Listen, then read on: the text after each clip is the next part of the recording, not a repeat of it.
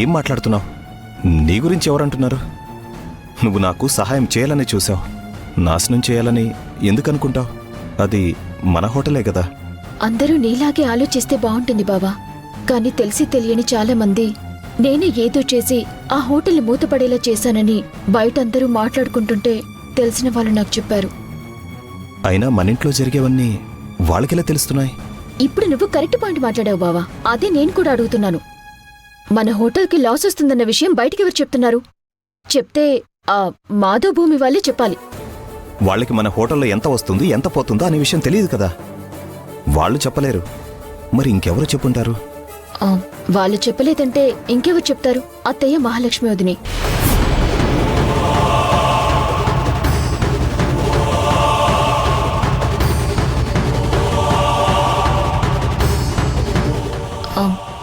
నేనిలా చెప్పగానే మీరు ఆవేశపడి వెళ్ళి అత్తయ్య గాని వదిన గారిని నిలదీయాల్సిన అవసరం లేదు.